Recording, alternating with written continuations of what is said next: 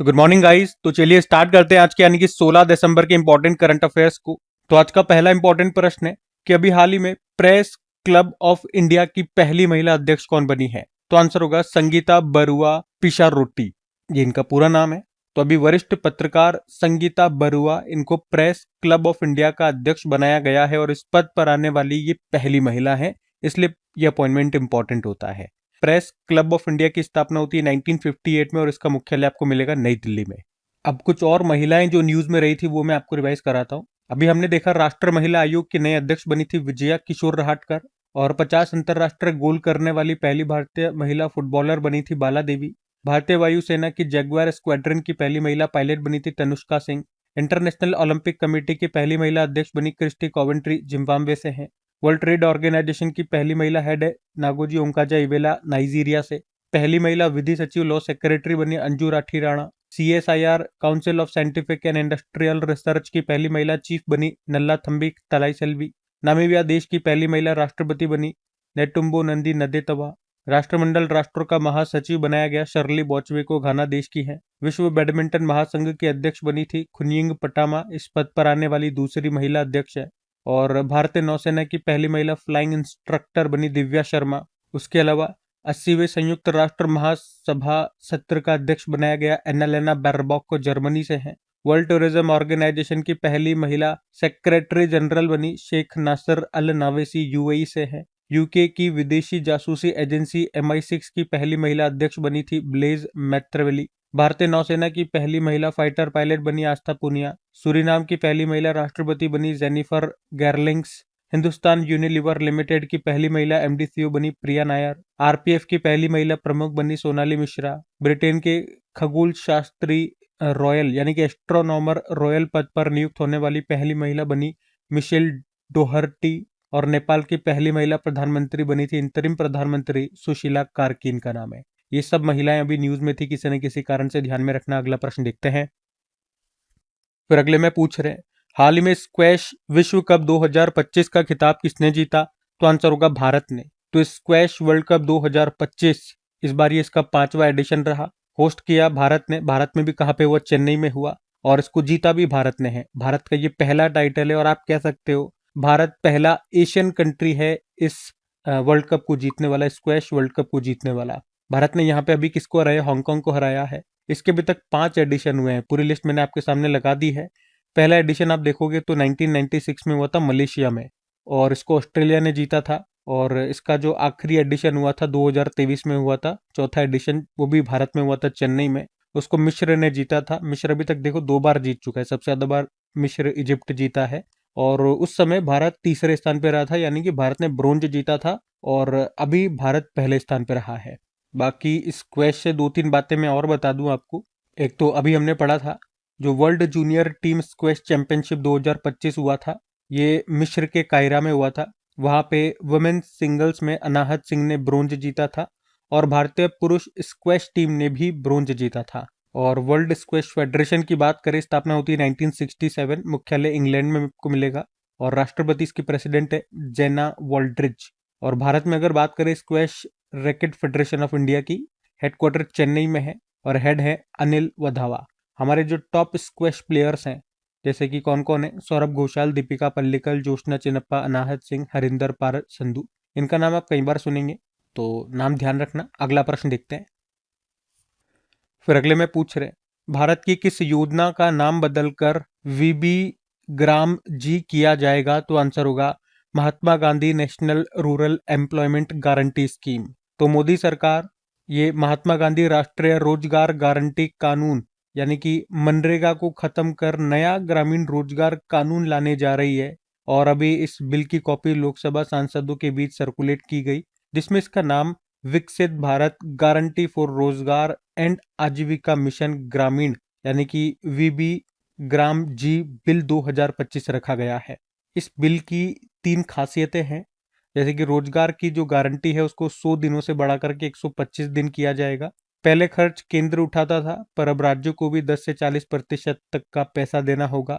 और बुआई और कटाई के समय यानी कि 60 दिनों का जो ये अंतराल होगा, उस समय रोजगार नहीं दिया जाएगा, ताकि मजदूर उपलब्ध रहे बुआई और कटाई करने के लिए खेतों में।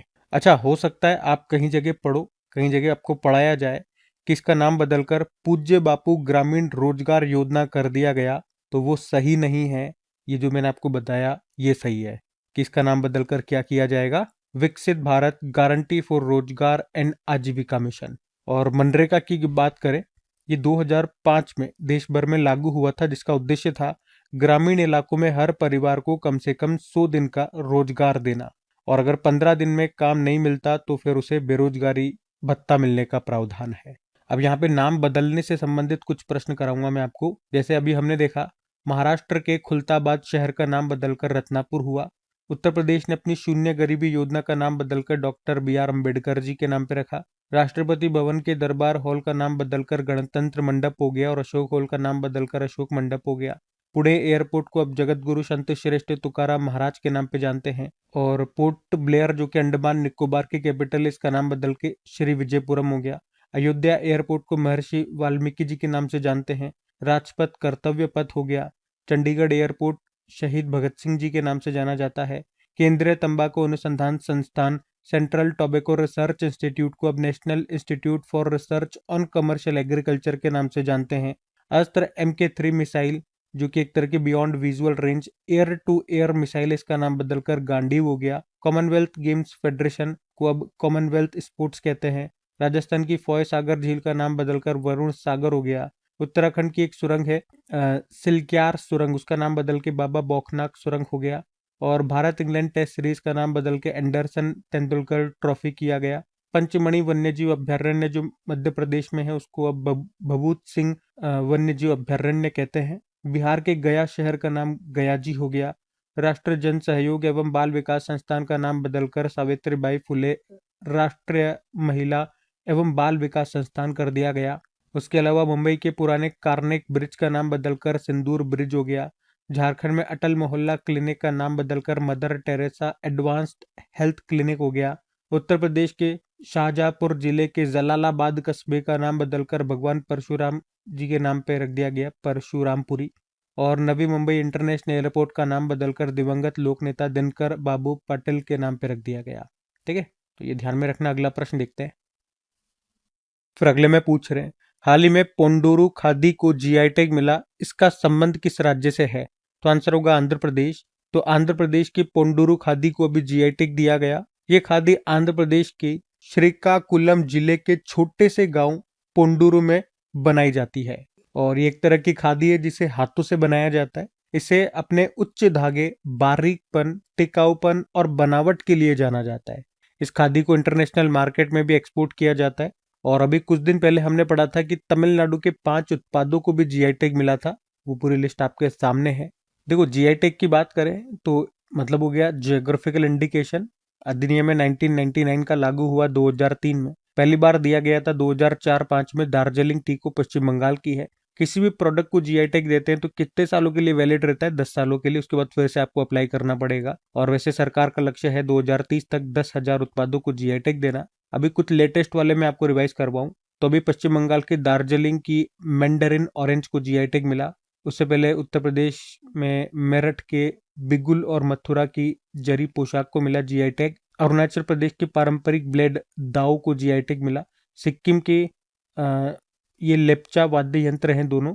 तुंगबुक 3 तार वाला वाद्य यंत्र है। और पुंगतोंग पुलित बांस की बांसुरी है, इनको GI टैग मिला। मध्य प्रदेश के पन्ना डायमंड को, गुजरात के अंबाजी मार्बल, इन सबको ये भी लेटेस्ट GI टैग मिला था। ये हमने रिवाइज कर लिया, ध्यान में रखना। अगला प्रश्न देखते हैं। फिर अगले में पूछ रहे कि हाल ही में सिलीसेड झील को रामसर स्थल का दर्जा मिला, ये किस राज्य में है? तो आंसर होगा राजस्थान। तो अभी राजस्थान के अलवर जिले की सिलीसेड झील को अभी रामसर स्थल का दर्जा दिया गया। यह राजस्थान के अलवर जिले में है।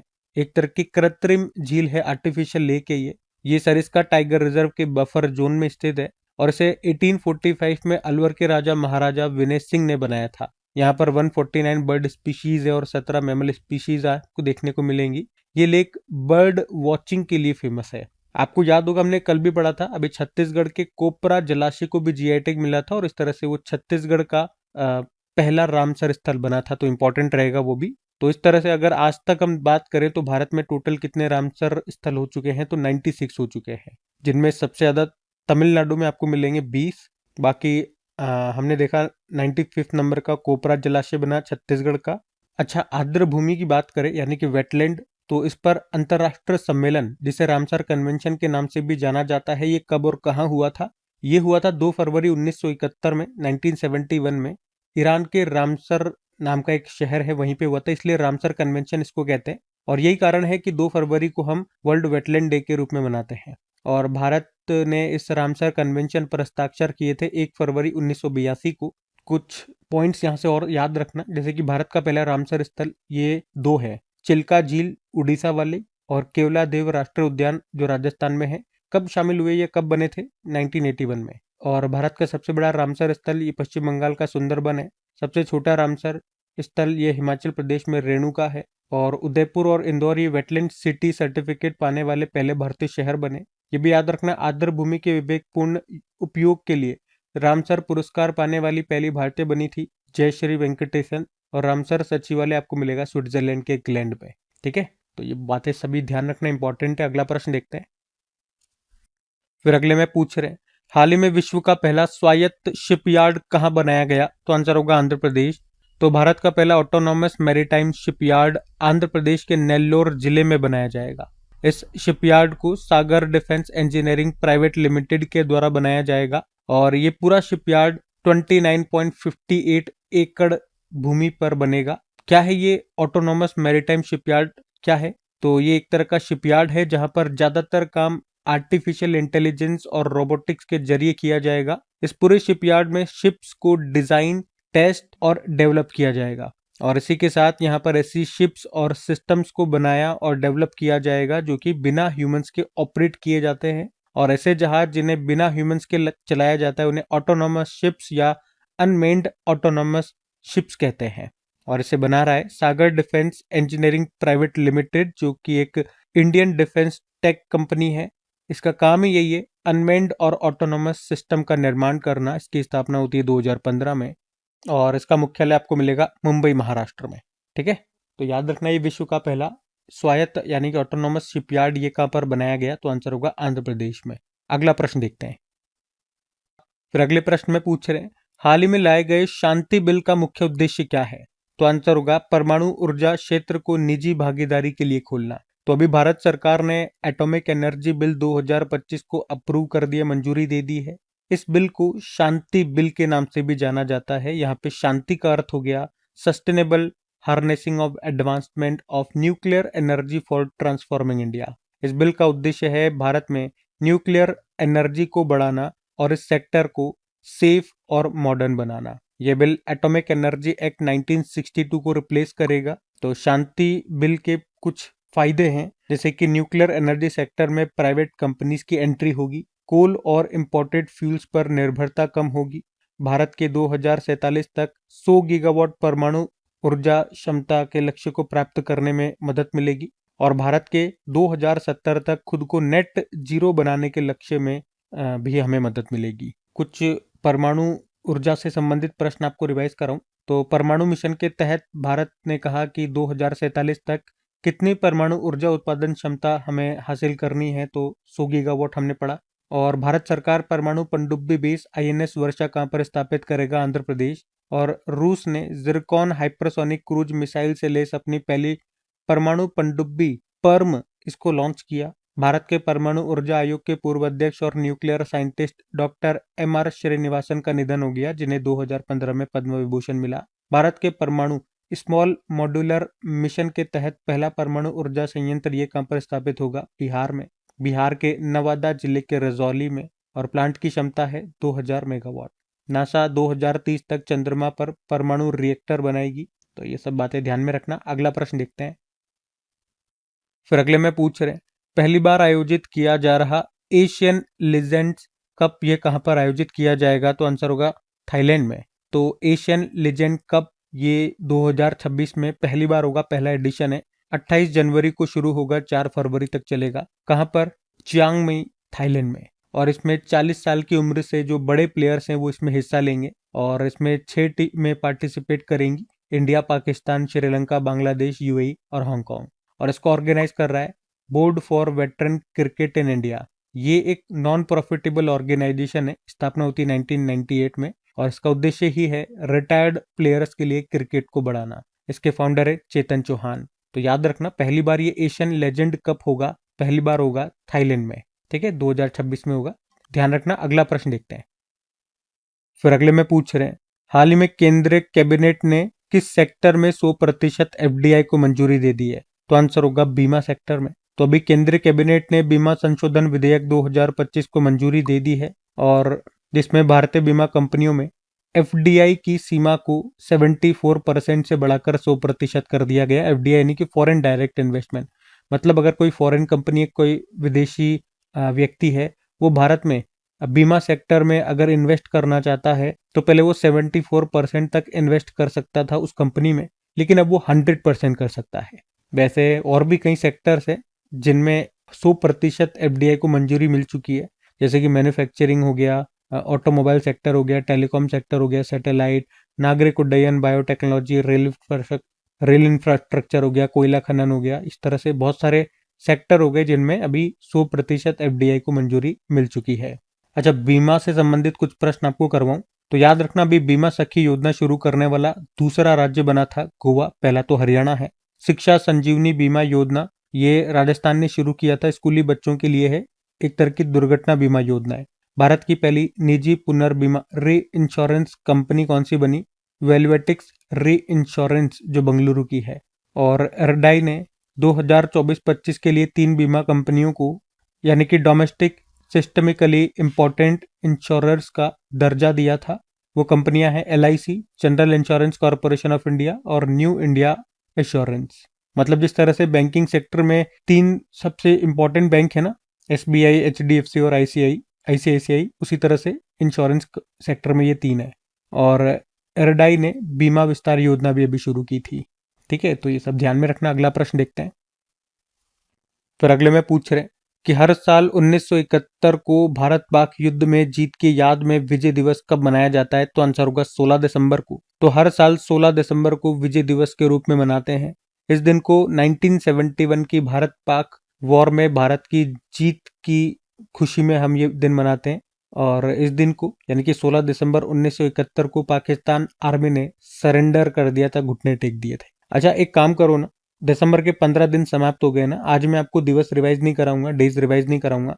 कल मैंने आपको सारे डेज रिवाइज कराए थे और हर बार करा रहा हूँ। तो आज आप खुद से कोशिश करो, 1 दिसंबर से अभी तक कौन कौन से इंपॉर्टेंट डेज हमने मनाए और कौन कौन से आपको याद है, ये टाइप करो और देखो कि आपको कितना आता है। हर महीने में 15-15 दिन में ही मैं आपका टेस्ट लेता हूँ। एक बार ये 15 दिन का करवा लेता हूँ, एक बार महीने के एंड में, बाकी हर दिन मैं आपको खुद रिवाइज करवाता हूँ। तो चलो शुरू हो जाओ। बाकी ये थी आज की हमारी करंट अफेयर्स की क्लास, और कल की जो क्लास है वो इवनिंग में अपलोड हुई थी। उसके लिए मैंने ऑलरेडी उसके एक दिन पहले वाले वीडियो में इन्फॉर्म कर दिया था कि मॉर्निंग में क्लास नहीं आ पाएगी तो इवनिंग तक अपलोड होगी, और मैंने अपलोड कर दिया था। नहीं देखा हो तो वीडियो जाकर के देख लीजिएगा। बाकी चलो अभी कल के करंट अफेयर्स का हम क्विक रिविजन कर लेते हैं और फिर सेशन एंड करते हैं। सेशन अच्छा लगे तो प्लीज दोस्तों के साथ में स्टडी ग्रुप में शेयर जरूर करना। वीडियो को लाइक नहीं किया तो लाइक कर देना। तो कल पहला प्रश्न पूछा था, यूनेस्को ने कितने शहरों को अपने लर्निंग शहरों के ग्लोबल नेटवर्क में शामिल किया भी? तो 72। फिर पूछा, इंटरपोल ने किस राज्य के नाइट क्लब अग्निकांड संबंधी अपराधियों के खिलाफ ब्लू नोटिस जारी किया? तो आंसर होगा गोवा। कोपरा जलाशय किस राज्य का पहला रामसर स्थल बन गया है? छत्तीसगढ़। राष्ट्रीय ऊर्जा संरक्षण दिवस मनाया 14 दिसंबर। नासा का 1 दशक बाद मावेन स्पेसक्राफ्ट से संपर्क टूट गया। इस स्पेसक्राफ्ट का संबंध किससे था? मंगल ग्रह। भारत ने दुनिया का सबसे ऊंचा वॉर मेमोरियल कहां पर बनाया? तो गलवान, लद्दाख। साइट्स की 20वीं कॉन्फ्रेंस ऑफ पार्टीज का आयोजन हुआ समरकंद, उज्बेकिस्तान में। और सुप्रीम कोर्ट ने स्टेट बार काउंसिल में महिलाओं के लिए कितने प्रतिशत रिजर्वेशन का निर्देश दिया? तो आंसर होगा 30%। और चर्चित येलो लाइन किन देशों के मध्य नया बॉर्डर बनी? तो आंसर होगा इजराइल और गाजा। और आखिरी प्रश्न था, Swiss air quality monitor IQ air के अनुसार दुनिया का सबसे प्रदूषित शहर बताया गया नई दिल्ली को। बाकी चलो कल का भी होमवर्क प्रश्न देखते हैं और सेशन एंड करते हैं। तो कल पूछा था, मनोहर पारिकर युवा वैज्ञानिक पुरस्कार 2025 से किसे सम्मानित किया गया? तो आंसर होगा डॉक्टर साई गौतम को। आप सभी ने प्रश्न का बिल्कुल सही उत्तर दिया। अब ये आज का आपका होमवर्क प्रश्न,